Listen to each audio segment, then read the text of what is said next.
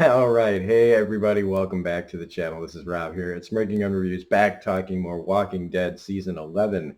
The final season has begun, and we are on episode 3. It's called Hunted. I want to thank everybody who chooses to watch these videos of mine.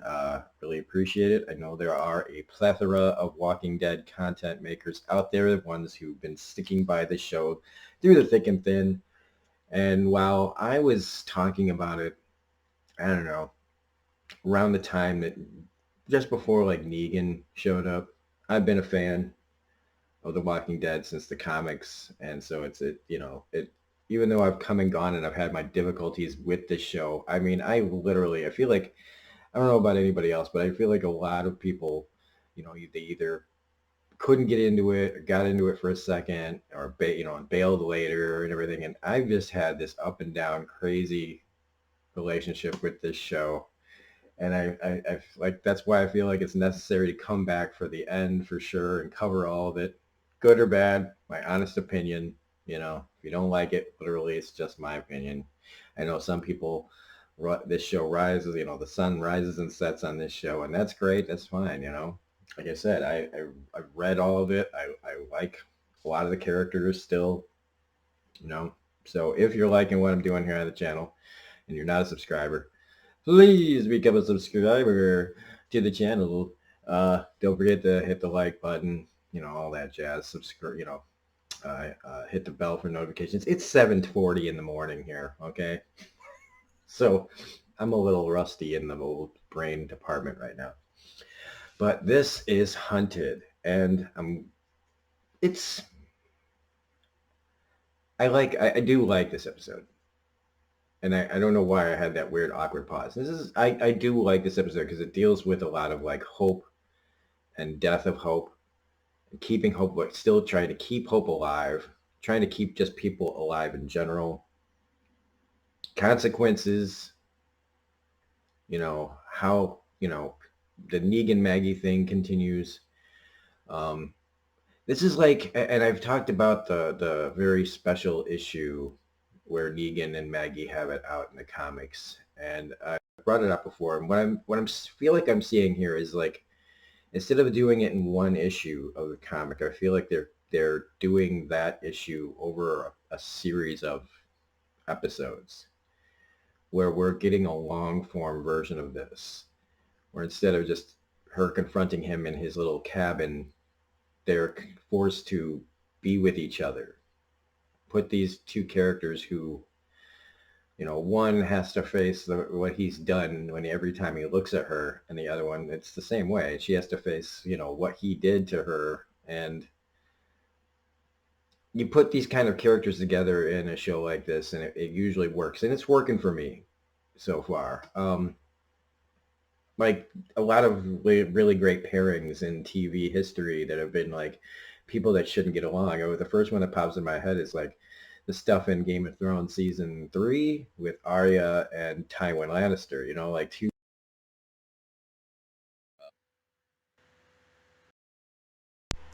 Wow, my camera just flaked really crazy right there in all of a sudden. Hope that doesn't happen again. So yeah, that's all really working for me.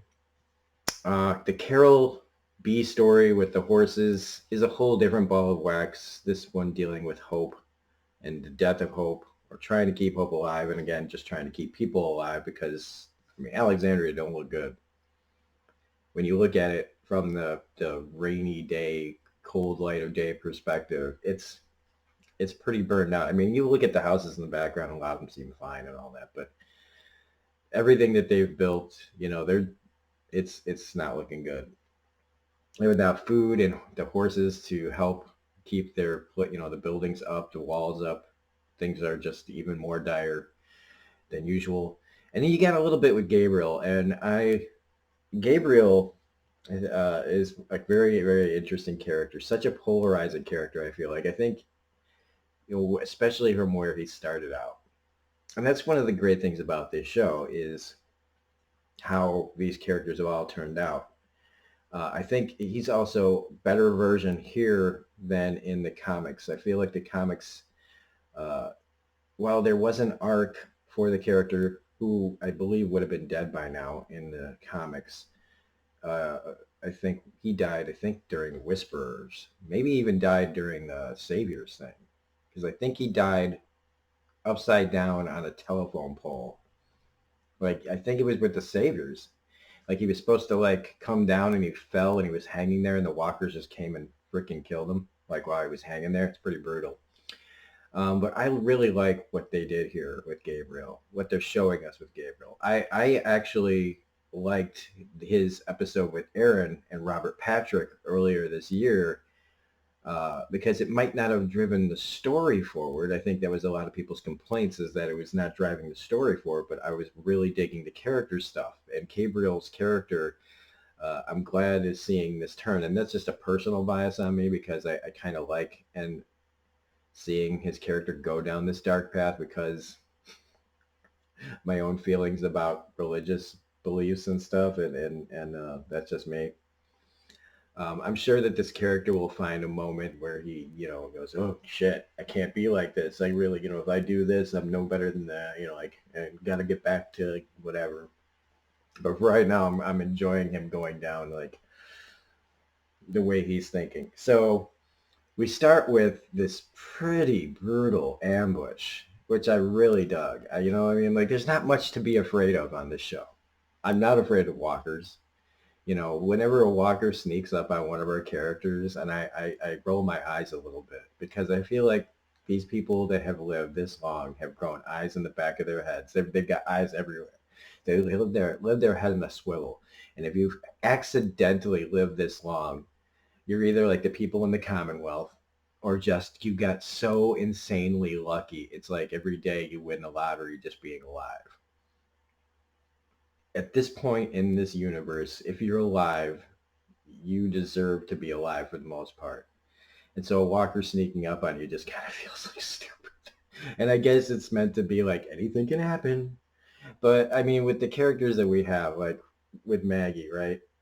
Well, we'll get to it. All right. So this brutal ambush happens, and that guy Duncan, like he's the big tank guy and one of Maggie's old friends, and he just takes so many blades. I was like, well, goodbye tank character. Like, goodbye. Negan takes a knife to the leg. Gabriel takes a knife to the leg. Everybody. It's like the old Skyrim. Was it GIF or meme of the taking a knife, an arrow to the knee? Like everybody's taking the Skyrim arrow to the knee in this scene, and everybody's on the run and hiding and trying to just get the hell out of there by these Reapers.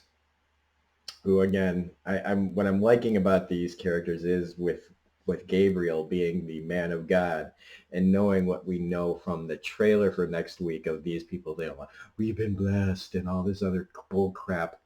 Um, I'm really excited to see how Gabriel handles these people. I want to see Gabriel like turn the cross upside down and be like, I'm going to make you choke on it. So everybody's on the run. Maggie's on the run. And we switch over to Alexandria where we see that, the place just kind of burned out, a lot of it. Trying to keep the walls up without horses, trying to keep people fed. And, I look at okay, we're in season 11, right? They found Alexandria in season 5. So, and then with the time jumps, they've been really lucky. With everything that's happened between there and Hilltop, poor Hilltop, if they could get that back and running again. But the thing about Hilltop was that it was just too fucking far away from the other place. It just, you know what I mean? Like it's where they were getting into their carts and getting on their horses and saying, we'll see ya. We're going towards another town. And I know it's like it was necessary to start building more communities. But it feels like that whole plot was just very reminiscent of Old West, where it's just like you're going out into the unknown again, and shit just happens, and your whole fucking town can get destroyed. And without, like what it must have been like back then to just not know what's happening to the others, not being able to do anything about it. Now, like right now, for the time being, we can know things right away. We can get to things fast. But they don't have that luxury anymore in this world. They haven't had it for a long time, but they have been luckier than most. And so seeing Alexandria like this is really difficult. It's like it's a character. The town is a character in the show. It's got personality. And it does make you feel real hopeless. And they've been there before. We've been there with this place before, but this time just feels like it's like literally like it had a terminal disease, but it felt like it got cured a little bit, like it went away and now it's back. And like this time, I don't know if it can save it. You know what I mean? And with the Commonwealth storyline coinciding with this, them being the haves right now, and Alexandria being the have-nots, and with our characters Ezekiel, Eugene, Yumiko, and Princess out there doing their thing and keeping Alexandria quiet, but scoping the place out because they need the Commonwealth. They're pretty much saying, like, slowly but surely, either Alexandria is going to go away or they'll get help from the Commonwealth to rebuild. But we'll see what happens with that. So Carol's whole mission here is the horses are gone and they need to go find them, because without them, they can't keep the walls up. They can't go looking for things. They can't go looking for food because all the animals are scared away by the last horde. And even though, like, animals will come back, like anywhere you go, if without human interference, things eventually return to some sort of normal. Like even where I live, like all of a sudden we're seeing animals here that were probably here a long time ago and have just slowly been coming back. And it's like kind of crazy to see bald eagles here in Illinois where I live. Like it just is. It just is. I see hawks all the time, but seeing bald eagles and coyotes and the talks that I know there's mountain lion in the area, like mountain lions in Illinois. What the fuck are you talking about? But they're here.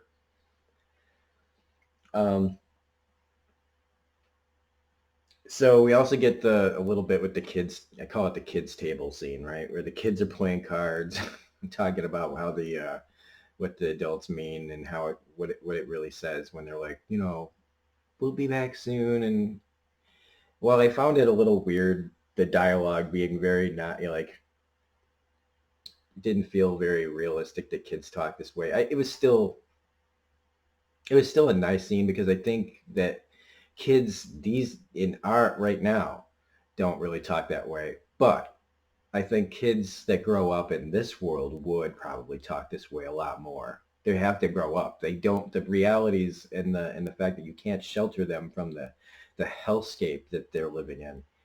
I think they're a little bit more educated on things.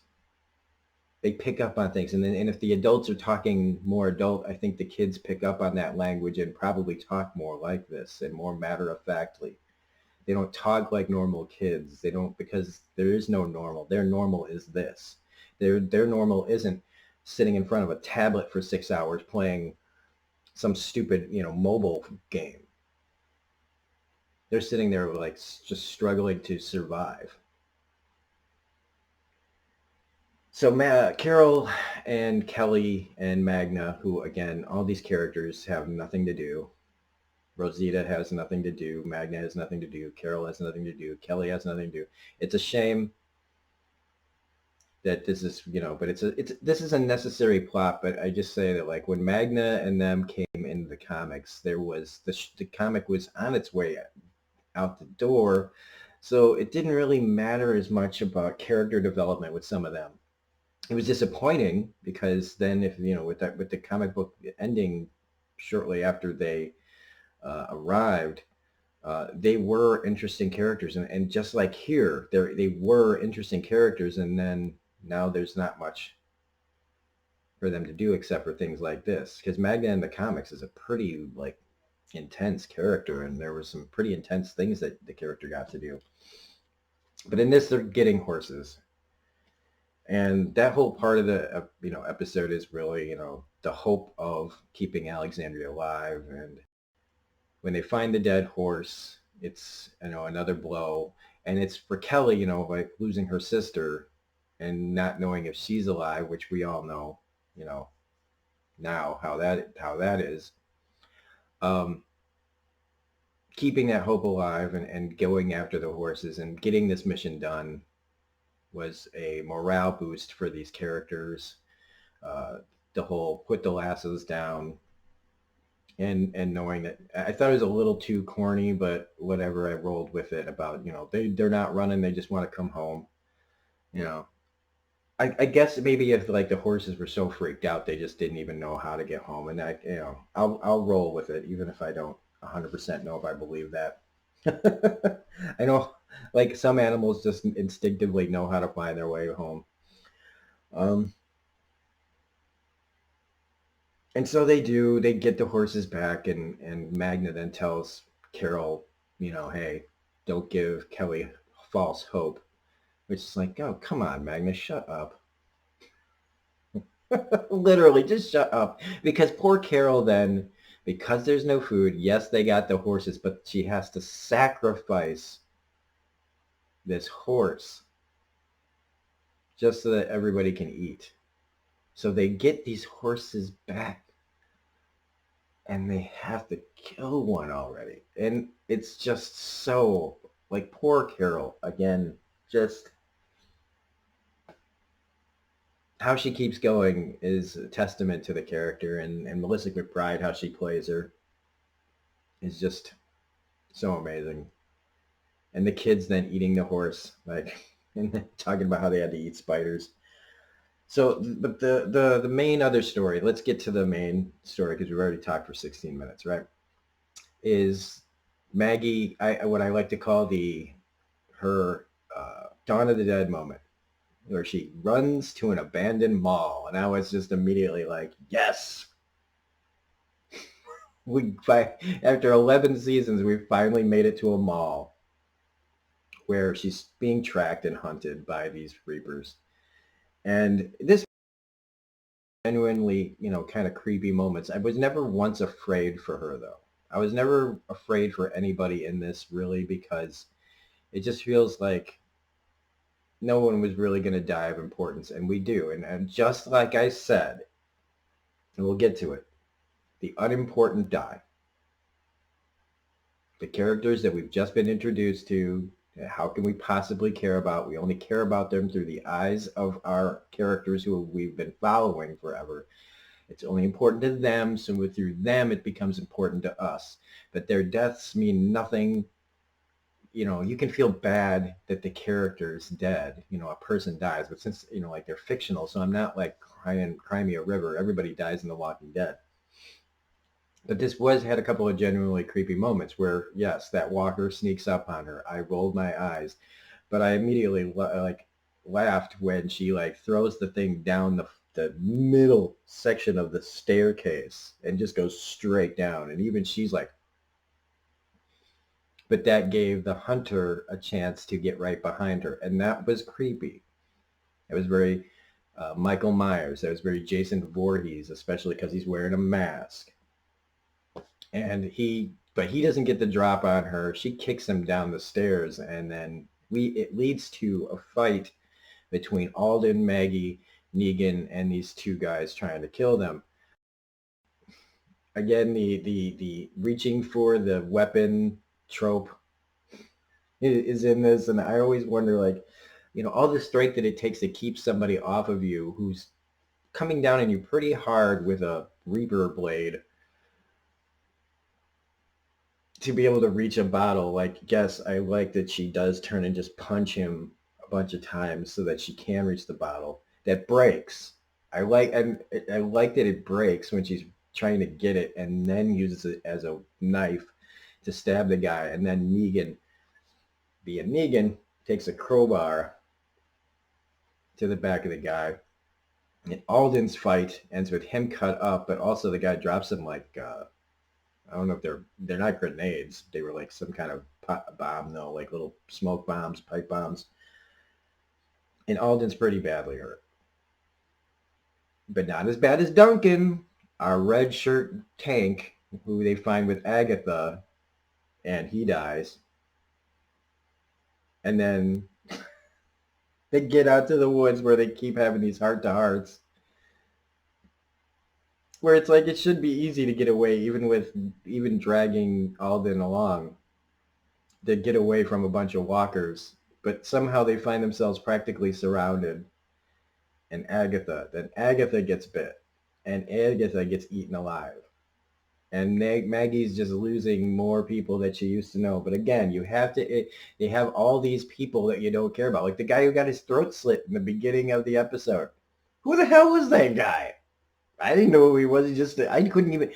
I wouldn't have even known if he was a good guy, like one of our team,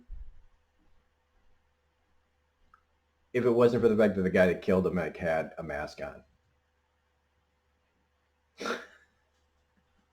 But Negan drags Maggie away, and they get to a cabin where they have to make the decision of what to do with Alden. And this is a pretty decent scene because Maggie and Negan start to have it out again. Because, Alden's doing the whole, you gotta leave me behind speech, which that trope we've heard a million times. We're not leaving without you. It does, look, speeches like that, when you hear it enough times, it doesn't matter what you're watching, when you hear something like that enough times, it starts to lose its impact because it's always the same thing. You gotta leave. No, I'm not leaving. Yes, you do. Okay, I will. But the strongest part of this moment is the confrontation about Negan and Maggie and how she's like, you don't get to decide who lives and dies anymore. You did this. This is all, and it's all, like I said, slowly coming out over the course of these episodes. They're having it out. Her wanting to kill him trying to kill, like letting her possibly die, like back and forth. And her just coming out and saying the truth. We lost all of this that we built up because you tried to take it all away. And then his counterpoint is just as valid. Yeah, okay, he doesn't admit it, but he goes, you still have to decide here what we're going to do. No matter what happened in the past, we're living in the now. You still have to decide. So they decide to leave Alden there and come back for him. I'd say his odds are about 50-50 that he'll be a walker when they get back. It really wouldn't matter to me because I've never been a fan of Alden. He's all right. I just don't care. I just don't care about Alden. He's the latest in a line of people that have been like on the cusp of replacing Glenn. And there's just nobody that can replace Glenn in our hearts. Even in the book when they tried that shit, I was just like, I don't fucking care. It's not Glenn, Like Maggie's got to get, humans have needs. So they leave him, and we end with this shot. Like he goes and kills a couple of zombies, and we end with that dripping crowbar as her looking at it is reminiscent of the old bat dripping guts and brain matter off the tip of the bat. So maybe that's a little bit forced, like, to go into the next episode like that, but that's still a pretty great image. As we see next week, Daryl episode, it looks like pretty Daryl heavy, getting to know the Reapers a little bit more, what they're about. Them talking about bring the wrath. They've transgressed upon us. Oh, eat a dick. So, but I'm still excited to see it. And again, these villains, now that I know what they're about, it's just going to be so much sweeter in my mind to watch them just get fucking annihilated eventually. Just, they want Old Testament? Oh, they'll get Old Testament. Watch what happens when Carol gets a hold of them. So anyway, if you like this review, please hit the like button, comment, share, subscribe, hit the bell for all notifications. If for some reason, you watched all the way to the end and you were just hate watching this, well, we can give you a better memory. So, for those of you who did not like this, look right here. Make sure to not look away. If you did like this, put on the shades. Look away. If you have light sensitivity, hit the flow, because we're going to give these people the last 26 minutes back. Have a good one, everybody.